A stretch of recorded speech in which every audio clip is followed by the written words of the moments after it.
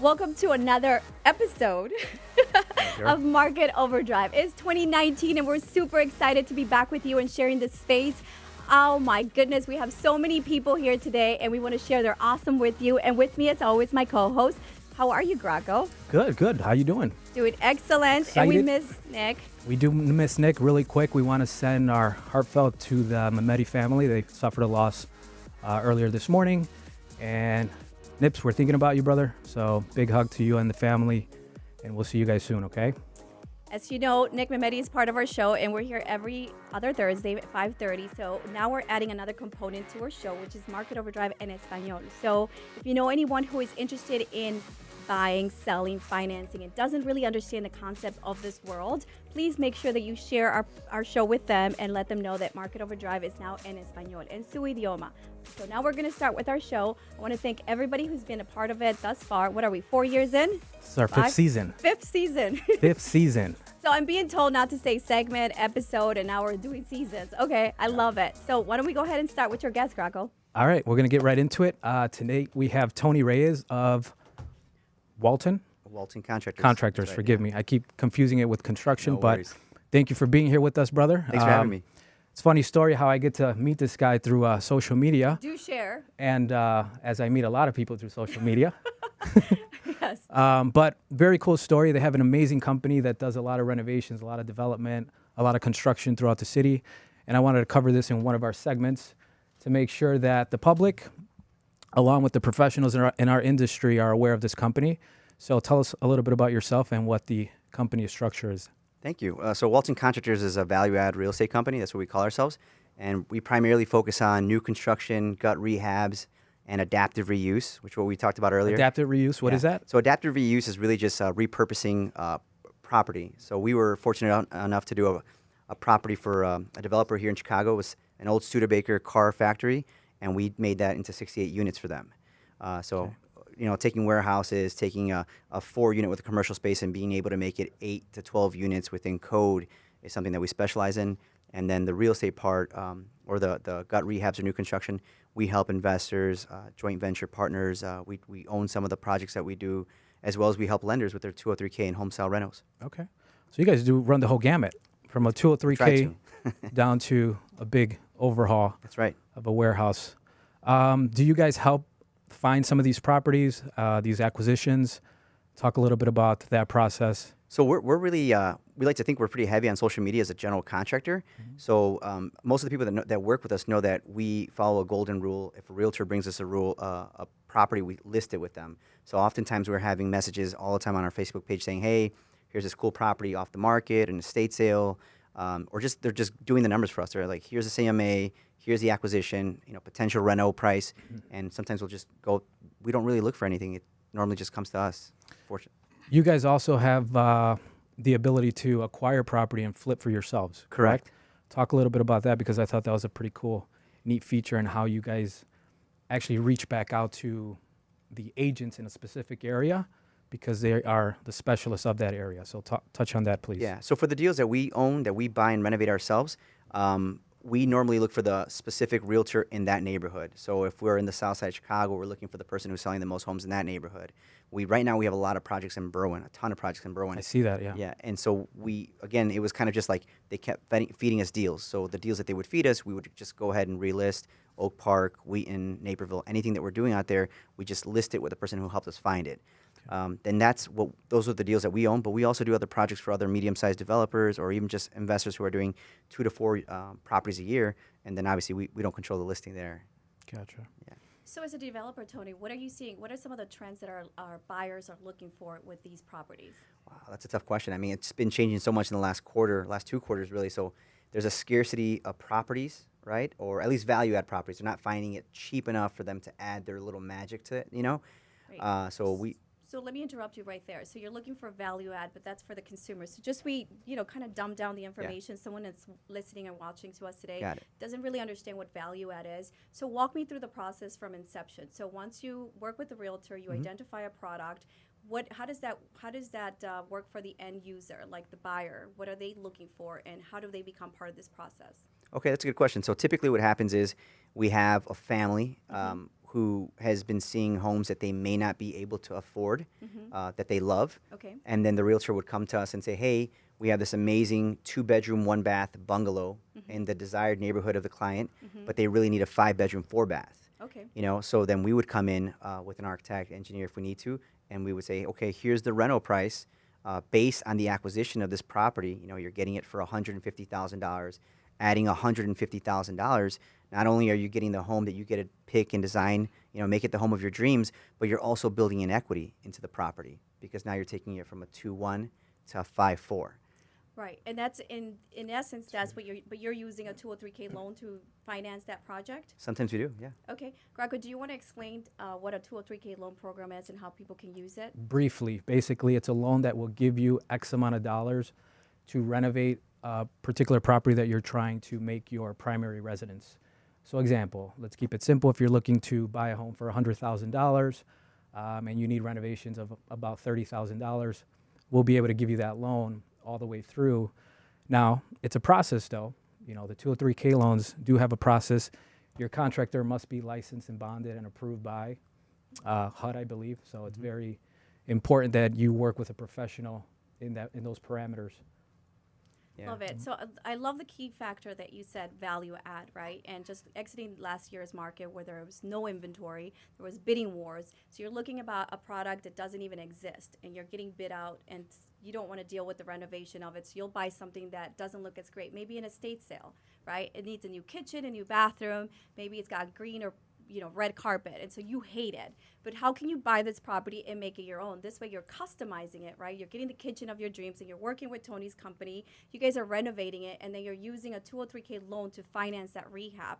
And so now the value add aspect comes in when you're buying something for, like you said, $150. You're dumping $150 in renovations, and you're at a $300,000 value. As long as the area can justify maybe a $350,000 value, now you have $50,000 built in equity in the home, and you also have a brand new home that you can call your own in a neighborhood of your choice. I mean, I love it. I think that's a great opportunity for people who are going to be shopping again this year and may not have a huge budget for something that's already turnkey or completely remodeled by an investor who had to cash in their profit margins.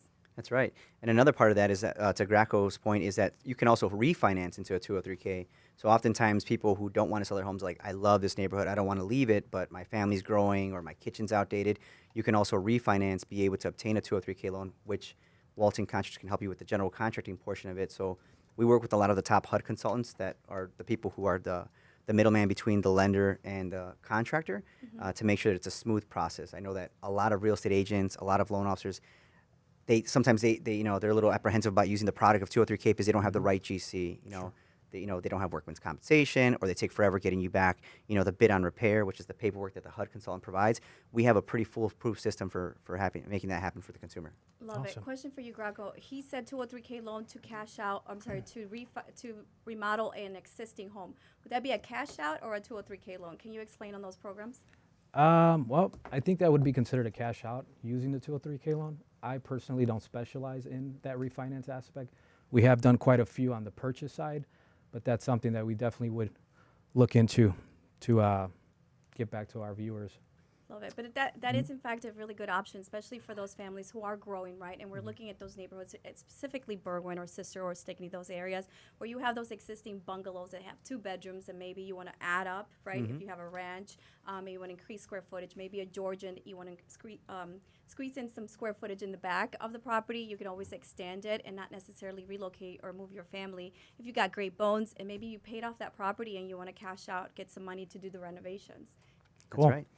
Well, I appreciate you coming, brother. Thank you for Tell us how and where everybody can find you and reach out to you. Yeah, so the easiest way to find me is going to be on Facebook, which is Walton Contractors, or Tony Ray's on Facebook as well, and we'd love to help. And give a phone number. Why not? Yeah, so the office number is 708-303-8055, 708-303-8055. Awesome. Thanks for guys. coming in, brother. I appreciate it. Thank you. We're going to move into our next segment here while we go through the musical chairs and Carla touches up her lipstick. My lipstick is touched up. Let's celebrate Valentine's Day. I can't believe we're here. I actually got flowers. I'm so excited. This gentleman is amazing, and he actually wore pink today. So That's awesome. We're going to have a new guest host with us every Thursday. I'm so excited to share the space with him because he's actually pretty wild. I don't know who's gonna be more wild, you or Nick. Is that even a thing? Well, it's true. I mean, That's gonna be a especially on battle. a Valentine's Day. I mean, Happy you got to come out. Valentine's There's Day. only a few days a year that you can wear this, and this is one of them for sure. I think Yeah. we should switch. I totally want to wear that. I really want to wear that pink. You like- can either wear that on Valentine's Day or Miami. One of That's those right. days. I was just there last week, so I didn't wear it. Well, Love welcome, Mr. Joel Schaub. How are you, brother? Things are good. I'm really happy to be here on a Valentine's Where's the Day. missus? Well, you're the only woman that I'm allowed to say I love today in the room, right? And I do. I love you. How's the market going? Yeah, what we're seeing right now is that the spring market is actually already here. We usually think that it comes in after Super Bowl, but my guest here today is going to talk about the early emergence of this spring market. We really saw it in January, and it's an opportunity literally for both buyers and sellers if you're working with the right agent. And that's the number one thing, and that's the reason I have Matt Laricy with me today. Who is Matt? Who is this guy? Where'd you find him? Well, he has an awesome MySpace page. I mean, this guy is all over. I have the best mind. Just ask him. Okay. It's true. And if you don't believe Tom's it, my just number one ask him. friend, by the way. Hey, Matt. Hey, how we doing? Good, good. Happy Valentine's Day. Happy Valentine's. I could not think of a better people in general to spend my Valentine's Day with I you love guys. it. You know, which is why I wore my Appreciate red it. tie too. I didn't get the pink jacket, but I went red. So we're kind of matching in the whole Valentine's Day scene. It's Looks the yin good. and the yang, man. Yeah. It's really good. Yeah, it's I like awesome. it. There we go.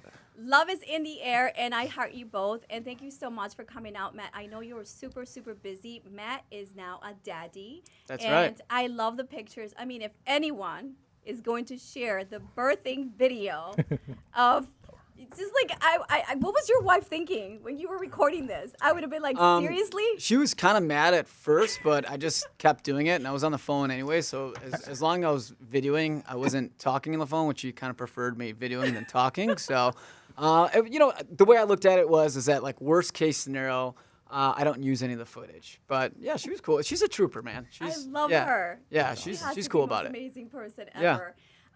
I remember reading this article or something you posted about your working hours, and we have rookies in the room. So I want to really start with you. Okay. And I know this is more industry realtor to realtor kind of conversation, but Yeah. Matt is someone who's going to upwork anyone I know. So can you expand on that message that you sent? Like if you're lazy, if you're thinking this is get rich quick, if you think real estate is, you know, just fancy showing property Sure. and putting on lipstick. I mean, I don't think you could look at it just for real estate. I think you could tackle any job with the right attitude. You know, so for me, I knew that I was never going to be the smartest or best looking or whatever it was, but I knew that nobody could ever outwork me. And if I wanted something bad enough, I always knew that it was there for me to take it. And I think you could relate that to any industry that you're in.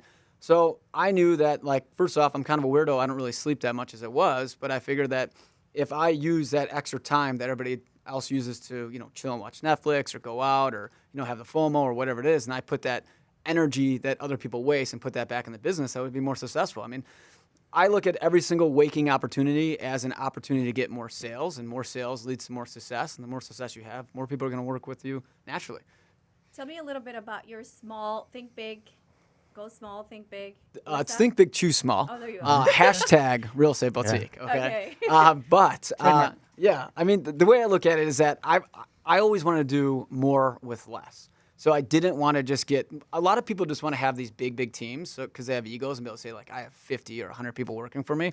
But if you have all that and you don't really have anybody that's actually working hard, what is that really saying to you if you don't really have that much success? So I wanted to have a nice family culture. And I mean, in fact, a lot of my team members are actually family members of mine. They're married to my wife's sisters, and everybody else are people I grew up with. So we wanted to create this environment of like Green Berets. Like we're the best of the best, and like you kind of don't want to work for us because it's kind of like the factory. Like, man, I don't even know if I want to work. He's just too intense, and that's kind of what I want to portray. We've heard this. I love Yeah. it. That's Awesome. Yeah. So tell me a little bit. So I love that we're having this conversation, right? It's kind of candid conversations with Matt and about like how to build a business because, you know, we're in sales. Yeah. But tell us, what do you say to someone that thinks that realtors are all about themselves? Is that big ego, right? So I know I have this amazing team that's top producing. Where does it go back to the client and your model for servicing the client? I mean, the reality is, of course, you know, you want to brand yourself, so you have to have like a little bit bit of an ego because the business is rough. I mean, there's a lot of egos involved, so you have to be able to have the confidence to be able to stand up for it. But at the end of the day, I mean, we're just realtors, and we're in a customer service business. So I tell people all the time that, like, I work for you. You're my boss, okay? If I don't give you good customer service, you don't have a good experience, you're not going to come back to me, and you're not going to recommend me again. So for every realtor out there that thinks, hey, this is an easy job, you can do whatever you want to do, I mean, you're always on. You're like a doctor, but without the respect of having that doctor tagged to your name, right? And then you're always having to work hard. And the reality is, too, it's a super competitive job. I mean, there's 44,000-something agents in the state of Illinois. And I don't know about you guys, but almost everybody running to the street has a real estate license. Yeah. So it's not this easy thing. But if you think to yourself, like, hey, I'm always going to put the customers first, and I'm in a service industry, it's natural that more business is going to come to you over time. I love it. I think it's true. And can you tell us a little bit more about your business? Like, where are you seeing the market going? What's going on in residential sales? Well, I mean, the market's exploding at this time of year. For me, I think if you're thinking about getting real estate, or if you're out there listening about, like, how does the market work? I mean, seeing the patterns in the marketplace is, to me, very easy. Chicago's been very seasonal lately. And I don't mean seasonal with weather-wise, but I mean seasonal with rent-wise, because Chicago's the most rent-heavy city in the country. So we have more people renting here than anywhere else, and most people's leases come due March, April, May, right? So by June 15th, the market shifts. It changes completely. So spring market, to me, starts January 2nd, okay? And the reason it does that is because people come back from holiday. They've got a couple extra bucks in their pocket. They've been guilted by their parents. Like, why are they still renting? It's $2,800 a month. It's cheaper to buy than it is to rent. And they get all gung-ho about it. Their New Year's resolution, like, I'm going to buy this year, right? And they come out of the gates, and the market goes crazy. And that creates an entry-level demand, which then creates a domino effect, because then the $500,000 buyer can buy up, and so and so. So January is always one of the best months of the year. And I think a lot of people who are still sleeping in or trying not to take advantage of the market always start off a little bit slower. So what are you saying to people who are concerned about the increases in property taxes? Is it really going to deter that movement? I mean, I don't think so. I hate to break it to everybody. I actually don't think our taxes are as bad as everybody makes them out to be. I mean, the problem with our taxes and why everybody complains about it is that there's no way that we calculate them in a normal way. Like, there was all that rumors about the Zestimates, and that's how they're coming up with it. I mean, if you look at New York, on average, when you sell a property, it's 2.2% of the purchase price. So it's clear as day, right? Mm-hmm. But in Chicago, it's like as clear as mud. We don't know what it is. But if we had to take an average, we're still around 1.75%, which is way lower than the other big cities like LA, Chicago, New York, and all these other cities. But we always want to act like we're this big, powerful, mighty city. But then we bitch about taxes, but it's like, well, our taxes aren't actually that bad. Right. What do you say to that, Joel? What are you seeing out there? I know that you're underwriting loans and giving people money so they can become homeowners. Are you seeing, I mean, I can understand, like, anyone in that 300,000 or 350,000 threshold, right? That's looking at assessments, per se, if you're in a condo category, and looking at property taxes and saying, whoa, we had a 12% increase, right? So now, shockingly for Chicagoans, that's huge for us. And then there's that whole conversation about the junk city asset because of, where's the mayor, who's going to be the mayor, and what's going to happen. We're not leaving, There's though. a lot of concerns. So what are you seeing as far as underwriting loans? Or do you still see the demand?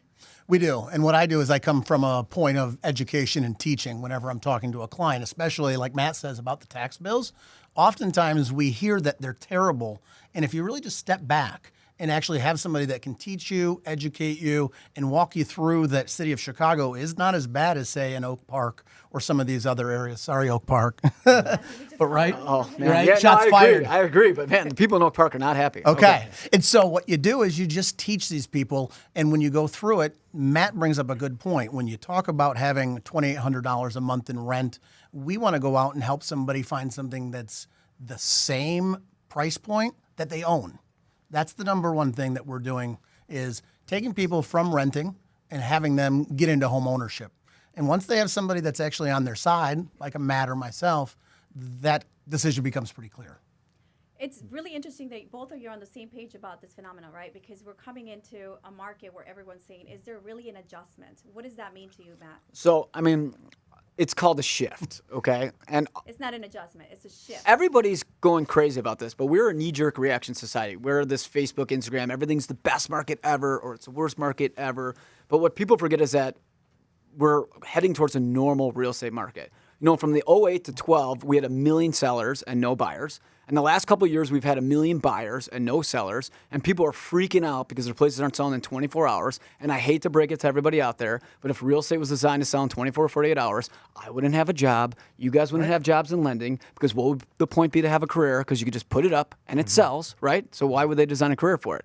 So we're heading towards normalcy. We're heading towards, we're not going to see 10% growth in the marketplace. You're heading towards where people are going to have to work a little bit harder to sell a property. People are going to have to price their property a little bit more accurately. You're going to have more competition, okay? So, like, I think we're going towards, and mark my words, okay? I think I'm pretty going to be correct on Are we this. doing predictions now? Yeah, I mean, you might want to put it down, but we're going to see an even playing field this year.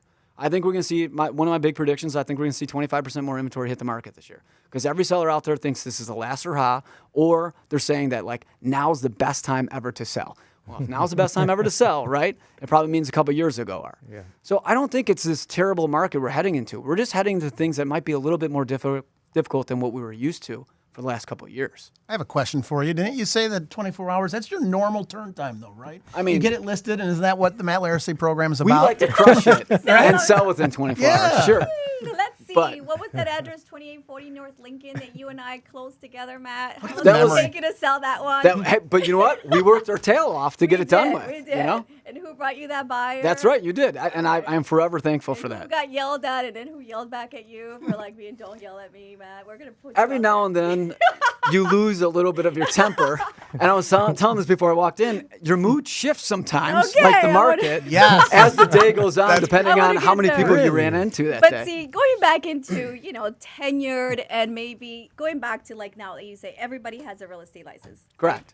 And Matt and I know each other back from YPN. Yeah. So a long time ago. And so obviously you've been in the ups and downs of the market. So you saw the 2008. Yeah. And then your family's actually your dad, right? In the Yeah, business yeah, for I'm a long third time? generation agent. So my grandpa was in it. My dad started my company in '78, and ever since a little kid, all I ever did was study the market and stuff. So you get it, right? Yeah. At the end of the day, what is the difference between a 10-year realtor versus a rookie realtor? I think the biggest difference is that, like, right now, it's kind of like taking a page out of Gary Vee's book, is that, like, these people haven't been punched in the mouth yet, right? So, like, all they know is a really good market.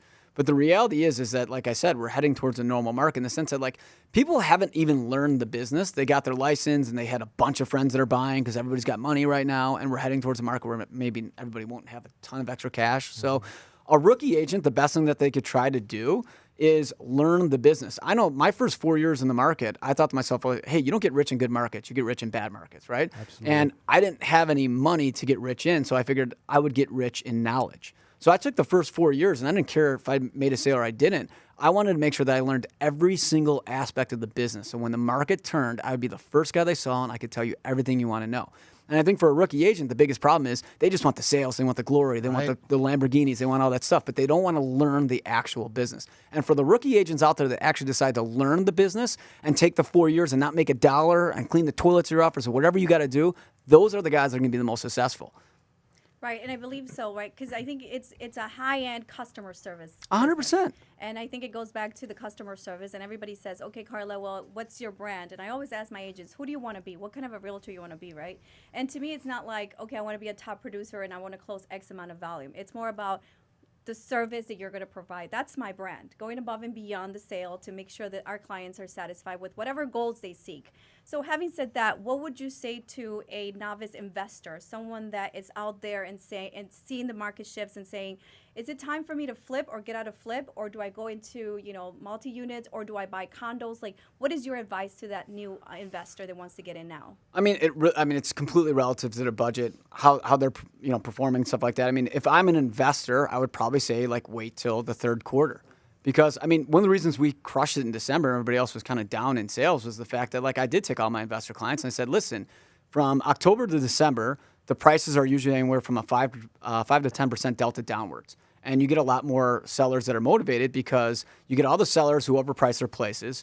The inventories, I compare it to Nordstrom Rack, right? It's kind of a little bit picked over, but there's some good finds. And you wait till then. So whether you're going to buy a multi-unit or a condo or whatever it is, you're going to get involved with that. If I'm a flipper and solely a flipper, I'm waiting a couple years. Okay, I want to strike when there's blood in the water. But regular investing, you should never invest in I shouldn't say never, but you should strongly think about investing in the February to May markets because there's too much demand at that point. Like an investor I've never met an investor who wants to pay full price or get in a multiple bid. you know? So I love that you're talking about, time of the market when to acquire the assets so they can make an investment happen. What about inventory? What is your recommended inventory or property type for investments?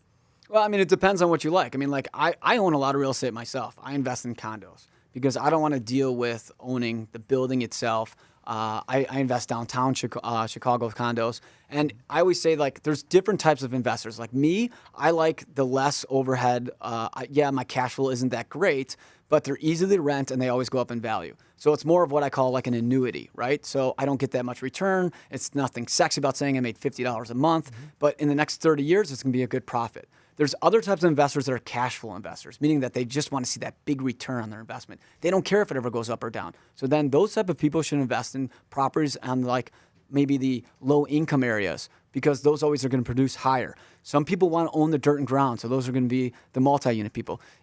They make red cars, black cars, and blue cars. Everybody's got their own opinion. There's no right or wrong answer. What you need to do as an agent is find out the personality of your buyer or investor and help them decide on what property is best for them.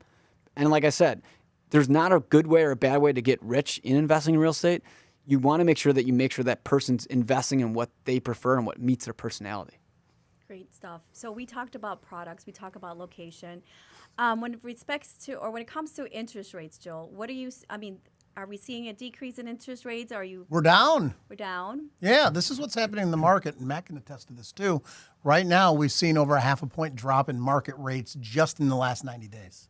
So we were literally looking right at the end of October or November, rates just below 5%. Today, I locked in a 30-year fixed rate below 4.25%. So it's a major move. And so what we speak to when I'm talking to a brand new buyer is, what does that buy you? What did that savings on the interest rate allow you to go out and buy, or how much did it drop your payment? So these are some of the things that right now in the spring market, I'm seeing people that are now getting off the fence, right? Mm-hmm. They see that there's an opportunity here to go out, stop paying rent, and actually get out and own something. So it's an exciting time. The other thing about those rates, though, just to kind of go off of that, is the fact that I think buyers are a little bit too obsessed with rates. I mean, the reality is the average American interest rate is 7%, okay? And if you're between 4.2 and 4.75, I get it. There's different buying power, and I totally agree with the sense that like you could see where your dollar can go. But at the end of the day, that property is still going to outperform whatever money you're spending in rent.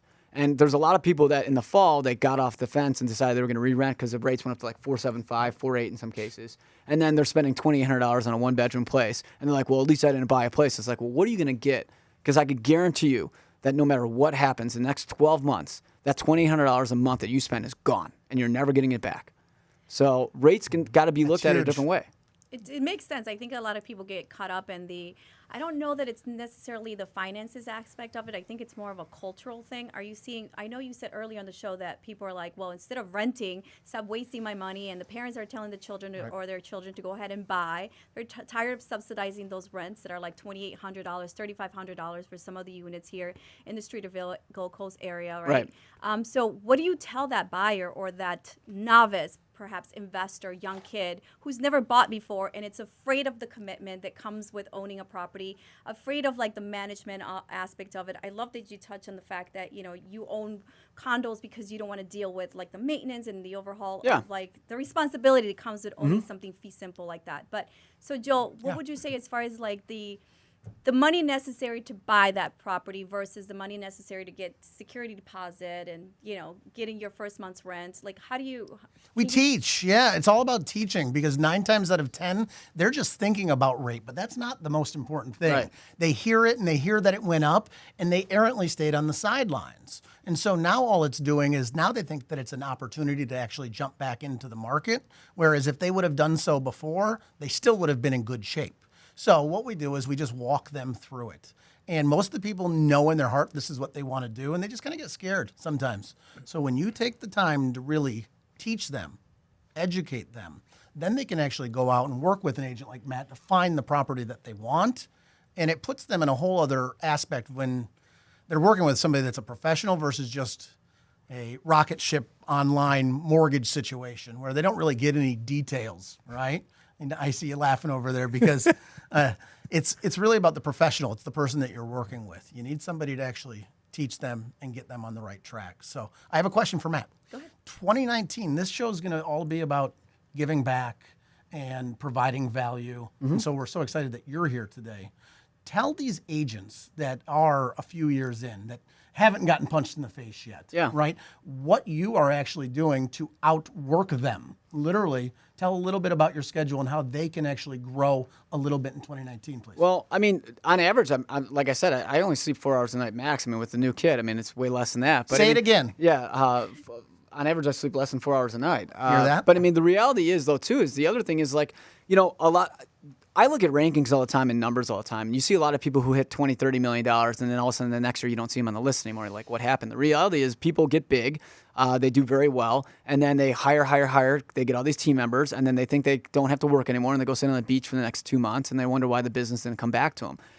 You have to get big, but keep working it. I closed $162 million almost last year, just under it. And I still take calls for $150,000 buyers. I still work them. I still talk to them. I still do all the work, because at the end of the day, you could lose everything tomorrow, and you can't ever forget that. Because again, we are just realtors, okay? We provide customer service. And the minute you start forgetting that, and the minute you stop working hard at it, all your clients can go. Because again, there's 44,000 other agents out there that will take your people. So if you think you're too good or too big for somebody, there's one thing that a shout out to Nico Aposto, who told me on YPN. He said to me, I'll never forget this, that every sale is a big sale to somebody. And it doesn't matter how big it is, because that guy that buys that $125,000 studio off you that you thought was too big could have recommended you to a $10 million client that's buying the penthouse at the Pinnacle. Love it. Love that. Shout out to Nico. Love you, miss you, and we should connect this year. Finally, Matt, tell us what keeps you hungry. I mean, you pretty much outdid yourself. You're a third generation. I'm sure you learned it through generations. But why are you still doing it, and why are you still functioning at the same level you did when you first started? I mean, I operate with the chip on my shoulder. I don't look at. I mean, I know it sounds bad, but the only competition I look at is myself. And I'm very, very, very hard on myself. And I think that every single day I try to be a better version than I was the day before. And just like everybody, I have a lot of flaws and a lot of faults, and I try to improve them and think about what I can do to change. And it just keeps me pushing myself, because I'm the type of personality that's never satisfied. I could do $1 billion, and I would be mad that I didn't do $2 billion. And I think people out there should never be content. I know it's terrible, and I tell you not to live your life like that. It's a different breed you are. Yeah, I have a. You know what though? From where we grew up on the South Side too. I think we're built a little bit more rough, a little bit more tough around the edges, and hard work is. I've just always been the guy that you put your head down and you just work at it, and you don't ever get cocky about it. You always stay humble, and just remember that like anybody can do what we do. If you want it bad enough, you just have to work for it. Love it. What is your advice this year, Joel? My advice, okay. So if you're a buyer, I have two different kinds of advice, right? So I teach and educate realtors, but also on the buy side of things. Just get out there and do it. Speak with myself or somebody that is educating you and not just selling you. Right. So that you know what you can go out and afford, and then find something in that comfort zone. That's the number one thing. And then as far as agents, you got to brand yourself. Matt does an amazing job. He brought his own film crew here today. I mean, what's going on with that? Shout out Indie Rap. It's Indie Rap. Hello. So I thought that was your crew, bro. I Okay. know Joel walked in That's here. Matt. All right. as He's Mr. Celebrity. I love it. as an agent, he's exactly right. There are thousands of you, and there's so many people that are actually doing it right. Mm-hmm. You need to create a brand and then never quit. You actually have to be there. You have to pick up the phone, and even though it's nice to go to the beach for several weeks, you got to be there. And so that's the number one thing, is that you can't take that time off. Love it. Matt, finally, can you tell us where can we get a hold of you, and why should we call you? You should call me because I'm a likable guy and I'll work hard for you. But you can follow me on Instagram or Facebook at mlaricy, mattlaricygroup.com. And you can always call me 708-250-2696. I do personally answer my own phone call. Attaboy. We're going to be testing Yes, you. he does. Yeah. Attaboy. Love it. Joel, where can we get a hold of you? Cubs Fan Mortgage Man. Follow me on Instagram and Facebook at Cubs Fan Mortgage Man. And you know what? Before I let you go, Joel, I really want to know, like, seriously, 2 back-to-back, how big are those billboards? Oh, stop it. Seriously, your face is all over Wrigleyville. Right. I mean, there's you have nothing one that That's says... worse than Matt's ego. I know. mean, like, yeah.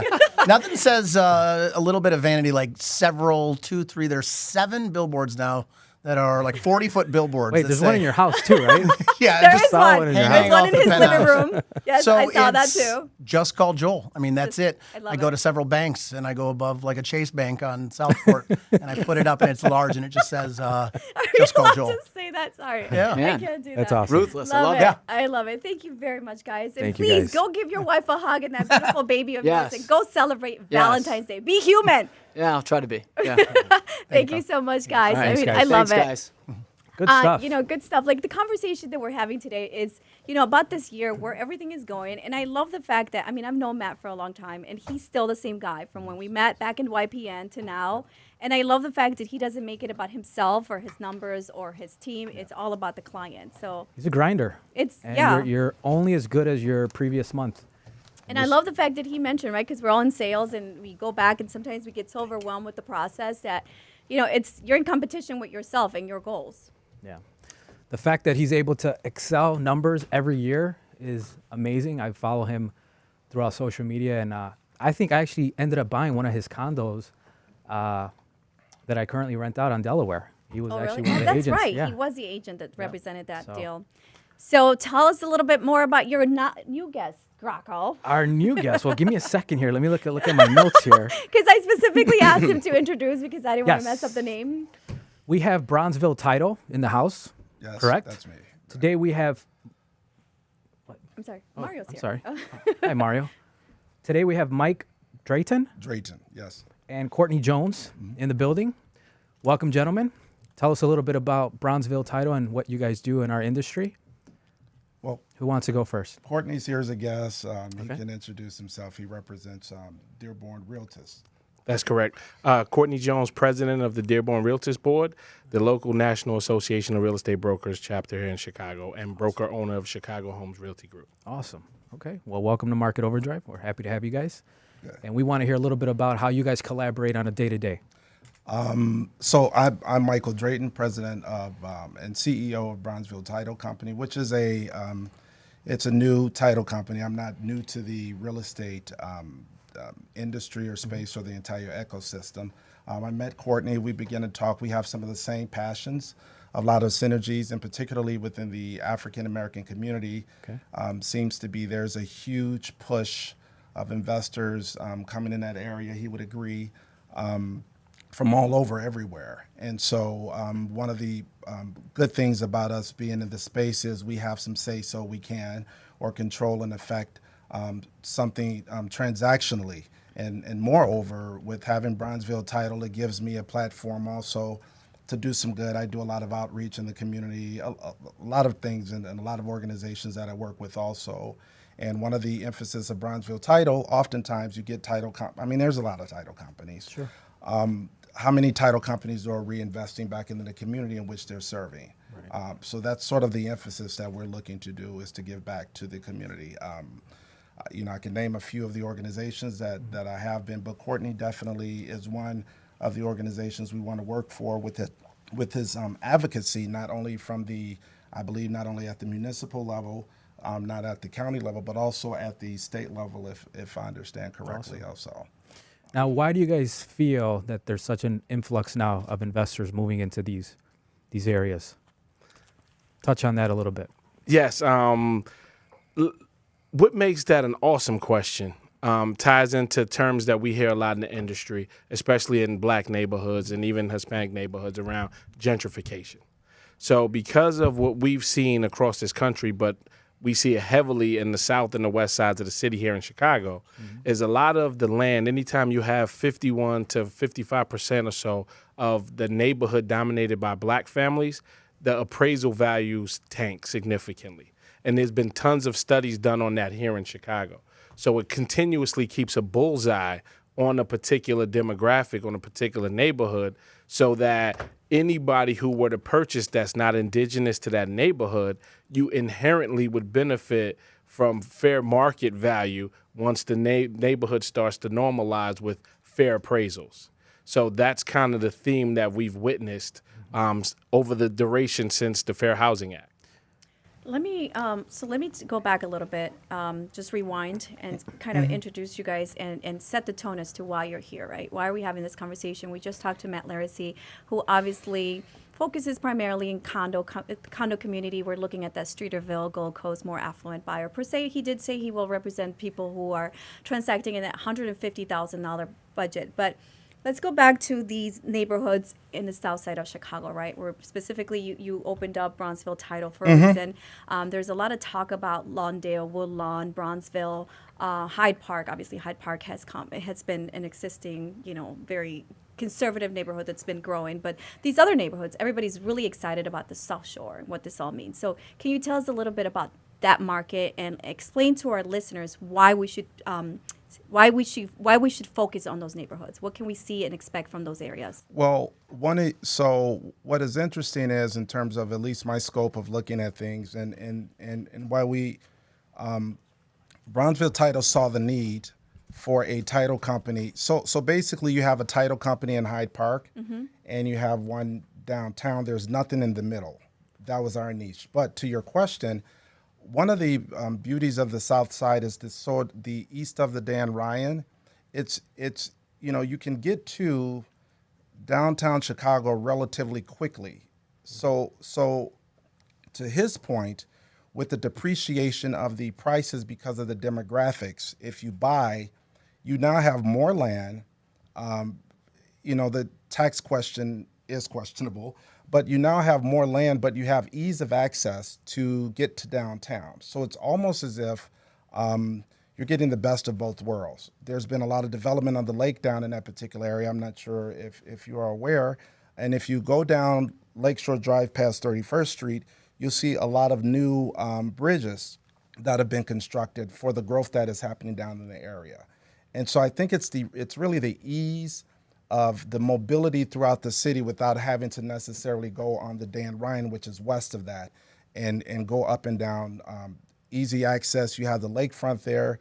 You have a lot of cultural things happening. There's a new boating harbor. It's not really new anymore, but at 31st Street has been built out.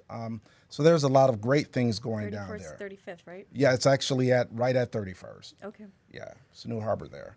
So those are just some of the benefits I see, some of the amenities of that particular area and the geography that's down there provides a lot of, if you were to buy some of the same property, let's say in a Lincoln Park, you're talking millions of dollars, So you can't get gray stones. Although the prices are going up extremely, they're moving up quite a bit. I love it because, for example, like even just South Shore, right? If you go south on Lakeshore Drive and you go to these neighborhoods and you look at the proximity, like you said, to the parks, to the water, to the boats. And I know that Chicago in the summer just wakes up and everybody wants to do boating. And if you go here up north, you go to Rogers Park, and there's specific areas where you can actually touch sand and go out from your condo into the beach and actually enjoy Lakeshore Drive and our beaches.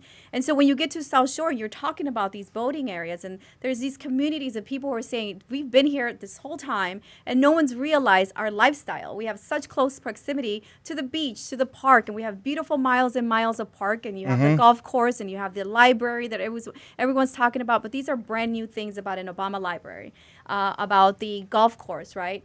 But these things have been there forever. Why has there been such a sluggish movement in the development of these areas? Actually, Michael, I could take a stab at that. Part of what makes the Dearborn Realtors Board as an African-American Real Estate Trade Association so important is when you have a history, and I think it's important to kind of lay some foundation, right? You have a history where you have restrictive covenants that existed in the city of Chicago, where within a certain range of like Wentworth, Cottage Grove, Cermak, and 63rd, 67th, forgive me there, but in that range is where a black family could own. So now when you start broadening the scope through advocacy, right, to where now everybody can start envisioning that dream of home ownership, then you still have some other hurdles, right? As you all know in the real estate industry around, blockbusting, redlining, and some of the other challenges that are impacting the black neighborhood, immensely. So when you kind of start getting past that, then you start battling things like the education and the income piece. So now you start getting through that. Now you're in 2019. So now in 2019, we have this outreach around 2 million black homeowners in 5 years. We're doing all these community day efforts to bring all of the great resources. Like I'm hearing from the folks that were just here, you want to have your mortgage folks, your real estate brokers, who we call ourselves realtists, and you have all the different touch points. So your escrow agents, all the important people in the room to provide that important education. Because I love what I heard when Matt spoke around education. Well, that's what we're about. And now we see a true opportunity that if we pour that education into the community, to the indigenous folks that live there, it saves the cities, right? Because until those communities get the resources that it needs, the major cities will continue to struggle, property taxes included.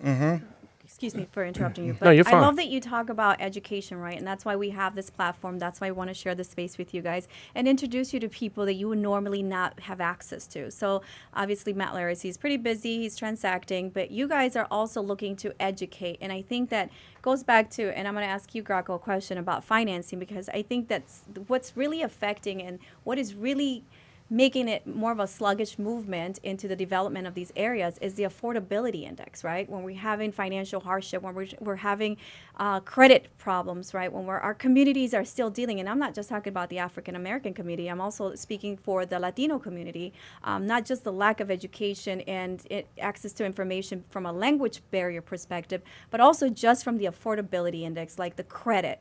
How can we build credit? How can we get financing? How can we get affordable loan programs that allow us to acquire these assets? I mean, there's so much product or so much inventory that's damaged and it's ruined and it's in distressed condition and no one can fix it because no one has the money, no one has the credit score to afford a loan. So what loan programs are available, Graco, for some of these families who are just entry point? I'm talking about less than $300,000, $150,000 even maybe, but I don't have a lot of money down and I may not have the best credit score.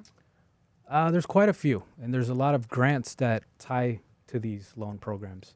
Typically, these programs require as little as 3% down to as high as 5% down. But with the grant initiative, they're almost coming to the closing table with 0 down.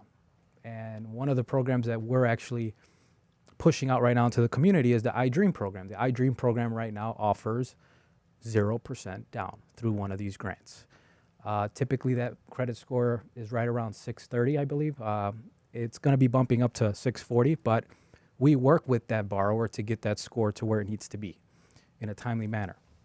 So these areas are areas that will eventually thrive. The question I have is, with all this development that's happening in this area, are most of these developments for rental or are these for home ownership?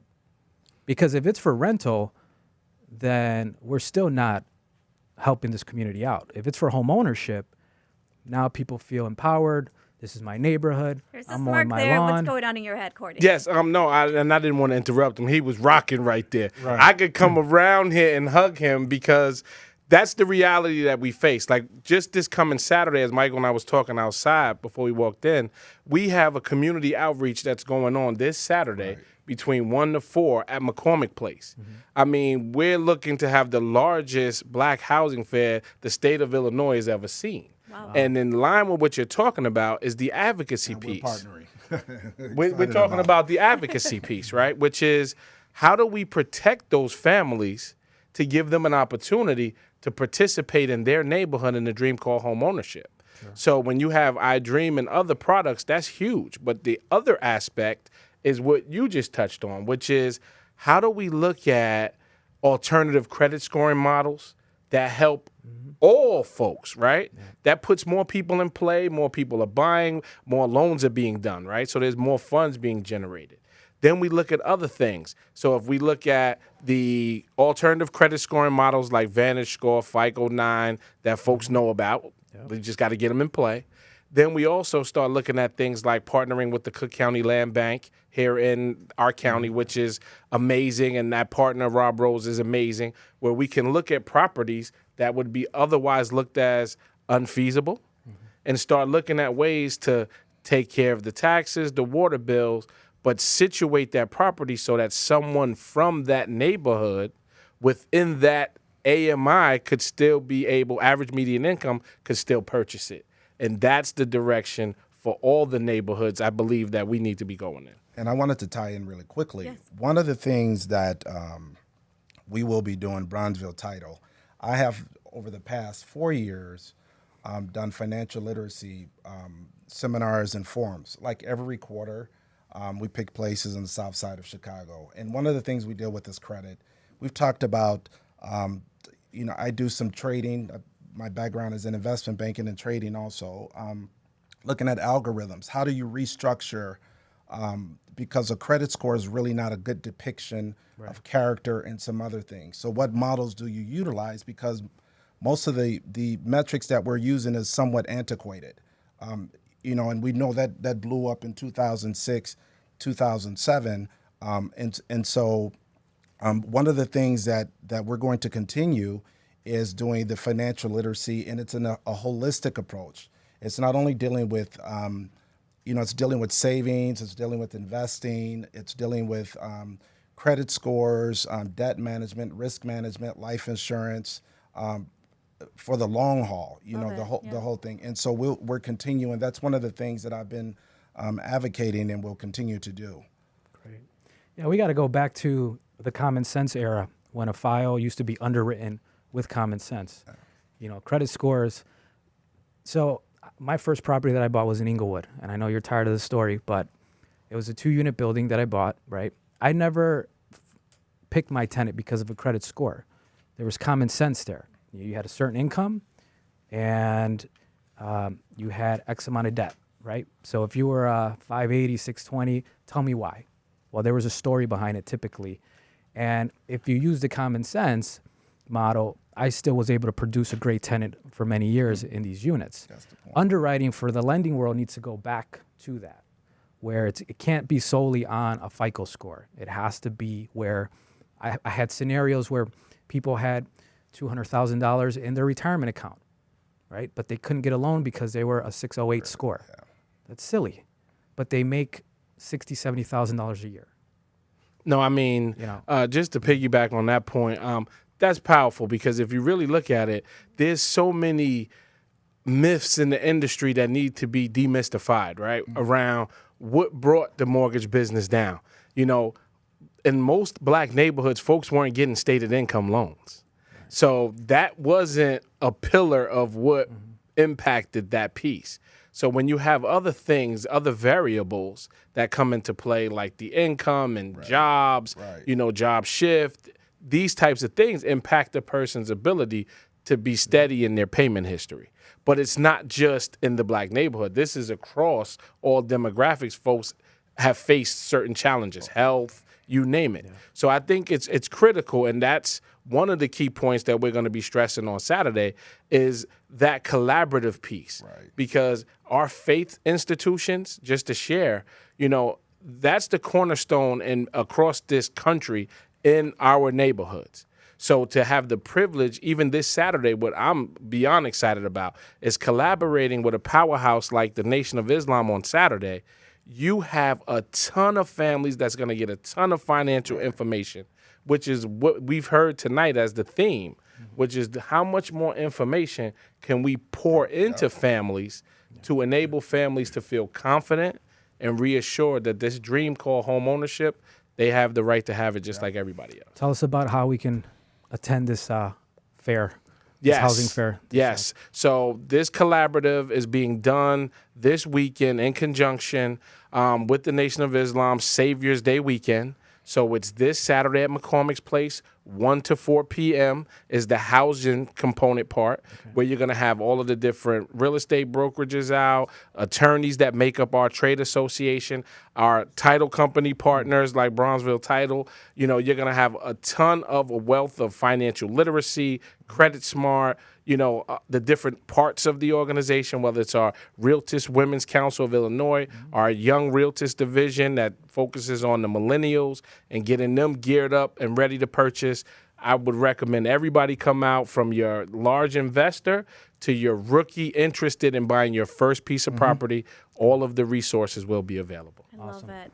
And that's part of the whole key, right? Which is giving back once you get to this level of expertise and you know pretty much so much about real estate and you just want to help people and make sure that you point them to the right direction. And today we're pointing you to this direction because you guys are going to have everything. I love the holistic aspect of it.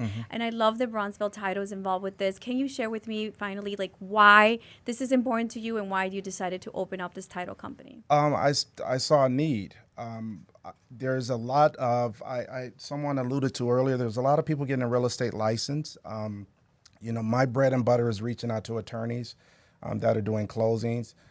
It's an opportunity to do a different model, a seamless transaction. When my background in real estate, we used to sit in closings forever. Yeah. And sometimes it can become very stressful. We want to remove that stress. I saw an opportunity, and I think that, and the good part is we're just not looking to stay in Bronzeville. We're looking to scale up and move into other neighborhoods, underserved neighborhoods. Yeah. Creating a boutique model, which I think is fantastic, where you can come in and reach out. I'll give you our website is Bronzeville Title, BronzevilleTitleCo.com. You can reach me at 312-736-0600. I'm on social media. Okay. I know a lot of people, social media, but you can reach out. Look me up, Michael Drayton or Bronzeville Title on Facebook, LinkedIn, and let's connect. My interest is building community. I've invested in the community. I'm there, not going anywhere. I live in the community. Love it. And so that's kind of my advocacy and mentoring also. Awesome. Finally, Courtney, can you tell us who is it that you want to attract at this fair, and what would you say to them if they're busy this weekend and they're too cold and they don't want to get started? Great question. I'm going to simply say, in the realtor spirit, as we often say, we're inviting everybody out who wants to experience this thing called home ownership. Beautiful. So we want you to be there, and if you have your kids, bring your kids. We have care services to support. Don't let the family be the deterrent. Bring the family. Love it. Great stuff. Thank you so Awesome. much, Thank you, gentlemen. Title, for coming out and sharing the space with us. Graco, we're ending our show, but I want to wish everybody a happy Valentine's Day, and thank you so much for hanging out with us, and thank you for making us a part of your evening. This is, in fact, our 4th year, so we're super excited. I mean, Market Overdrive takes a community to put together, but we want you to know that we come from the heart with it. We want to give you information that you can actually use and apply it. And more importantly, this is just not a real estate based show. I mean, everything in the end will come back to real estate, but if you are a business, an entrepreneur, and you want to take your business to the next level and showcase it here on the show with us, we'd love to have you, so please reach out to us through social media or all of our channels. Thank you guys for watching. We will see you guys in 2 weeks. Thank you for tuning in, and please stay close because we're going to come back with Market Overdrive en español. So literally Market Overdrive in your language, en español. Nos vemos pronto. Thank you for watching another episode of Market Overdrive. If you like the information, please make sure to double S, share, and subscribe, and also like, right? Yeah, make sure you follow us on marketoverdrive.com and all of our social media platforms, Instagram, Facebook, and YouTube. We'll see you soon.